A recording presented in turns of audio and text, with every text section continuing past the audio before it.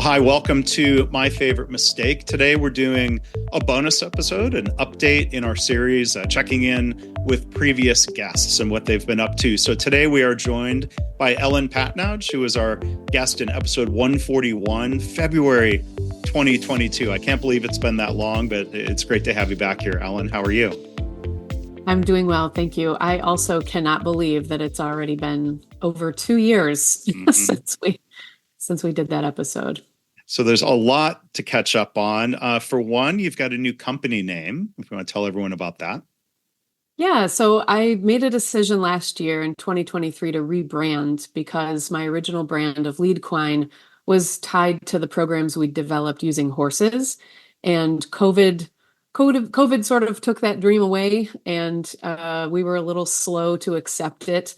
And rebranding to my name gave me more recognition. It was easier for people to realize they'd found the right spot. And so, yeah, we made that switch last fall. Yeah, so Patnaude Coaching.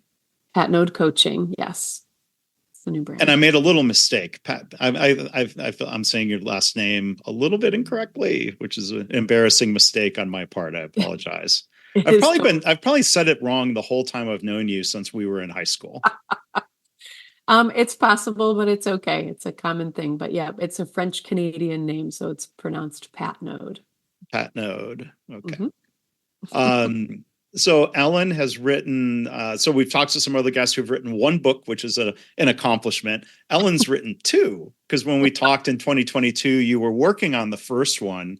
So maybe tell us about that book, because that book was very tightly connected to the theme of your episode and the story you shared. Yes, it was. So that book came out in the fall of 2022. It's called I Thought You Knew: Confessions of a Chronic Assumer. And it's a collection of stories about ways in which I have gotten this all wrong over a lifetime. It's based on 30 years of professional experience of making a lot of assumptions and personal experience. So some of the stories in the book feature interactions with my family. Some of it is based in early work experience. Some is based in more recent work experience, because the goal is not to completely eliminate assumptions. It's not possible. It's part of human nature. The goal is really just to become more aware of when we're doing it and when those assumptions become disruptive to effective communication. So, yep, that came out in the fall of 2022. Yeah, congratulations on that. I thought you knew, and makes me think you thought I knew how to say your last name. I'm going to stop dwelling on that. Yeah, you're right. That's an interesting point about how we make assumptions. And I agree with you. It's helpful to call them out. Like, do we know something, or are we assuming? Like, I think that's really helpful in business. And if something is an assumption, let's go and test that assumption. Yeah, I was with a group actually a couple of days ago yesterday doing a workshop about this. And the conversation was interesting. People recognized that some of us have the tendency to get a little bit of information and assume that we know the whole story, or assume that we know the direction someone is going in. And it really requires some intentional effort to just sit back for a second and ask another question or two to make sure that you understand the intent of the other person's question or statement, so that you can more effectively navigate that interaction to a successful conclusion. But assumptions really are kind of the underlying reason for the breakdown of every single kind of conversation or conflict that I know about. I'm sure there must be an exception, but I haven't found it yet. There seems to be an assumption of some sort at the bottom of the story behind why something has not gone well. So they're very pervasive, and because of that, they're sometimes hard to recognize when we're making them. But with a little intentional effort and increased energy focused on self-awareness, we can all get there and move the needle. Yeah. And you mentioned, the first book included some stories, from your life and your family. This new book really does kind of tell more of the whole story of your life, a very different type of book. available now. Tell us about that book, please. Yeah, so it's really mostly about the last 4 years of my mother's life.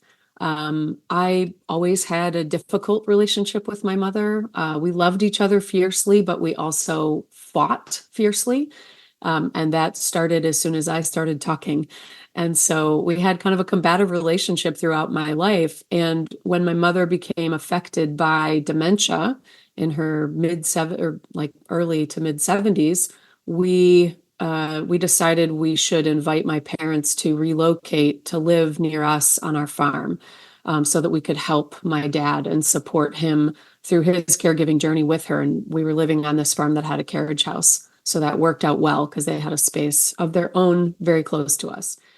Well, the 4 years progressed quickly. We assumed my mother had, let's talk about assumptions.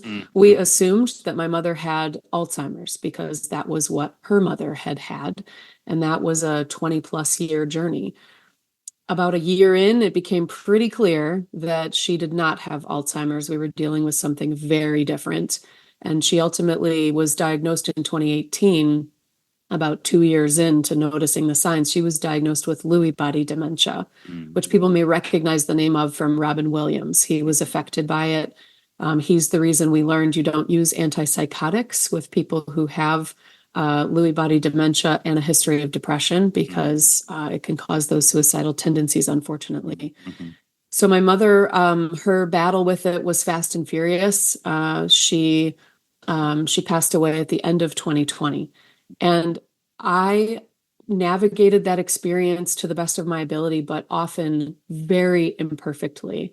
And because of the nature of our relationship and because of the nature of Lewy body and how much lucidity it offers the person going through it, I felt and was reminded often by her that I wasn't doing things right. I just couldn't do anything right.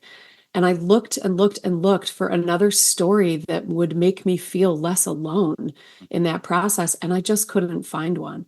So 2 years after she passed away, as that first book was launching, I felt I was really grieving so much, so deeply still.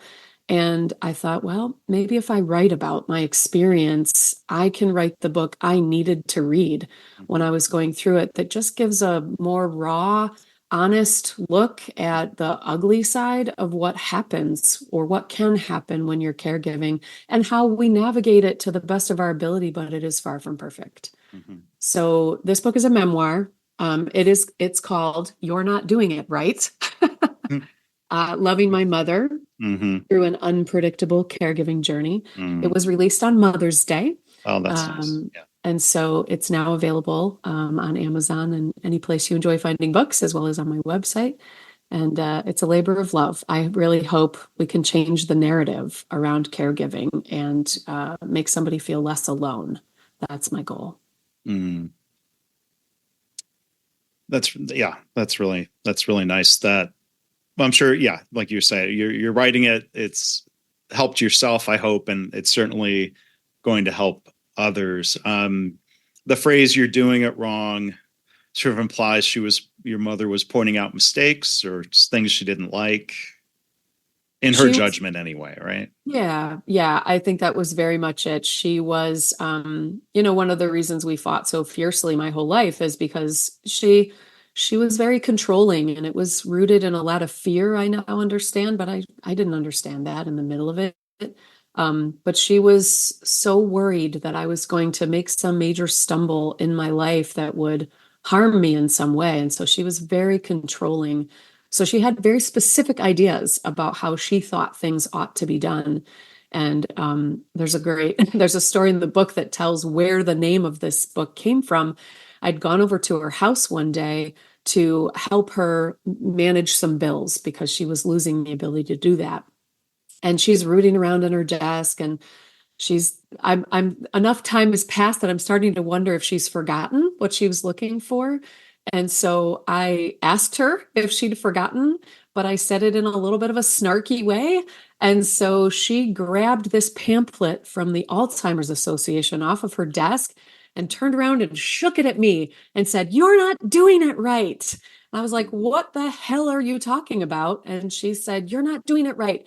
This pamphlet says you are supposed to be patient and kind. You're not supposed to yell at me. You're not supposed to get mad at me. And I thought, sister, if you can quote the Alzheimer's brochure to me about how I'm supposed to be communicating with you, I'm feeling skeptical that we're having a bad day. Right. So that's just one small example of, she was pretty critical, but I know she loved me fiercely and I loved her as well. So this is not meant to be, it's not meant to make her out to be a villain or me. Mm-hmm. It's just a very human story of what we went through together. Yeah. It's just very real. Mm-hmm. And I think I said it wrong. You're Not Doing It Right is the title of the book. That's correct. You're not doing it right. Backwards. You're not doing it right. So Ellen, thank you for sharing about all of that. One other question I've been asking others, kind of along the theme of, we all make mistakes, and you admitted, you told a favorite mistake story before, but I think the corollary is that every book ever published has mistakes because they're created by humans and human editors and human proofreaders. And I don't know, is there any mistake story that comes to mind from either of the books? Absolutely. And I wish it weren't the case, but here we are. Yeah. Mm-hmm. In the first book, near the end where I'm trying to help people understand what else they can do, how else they might be able to connect with me. Everything there is reflective of my old branding. And so when I rebranded, it meant we had to make sure we were redirecting everything rather than creating new. And, if somebody picks up that book now that's only met me under the new branding, they might be confused by the name Leadquine as part of my my contact information and website and whatnot. So I learned from that mistake in the first book. And so in this second book, instead of giving that kind of specific direction with names of websites, I created a QR code that I can adjust over time if need be.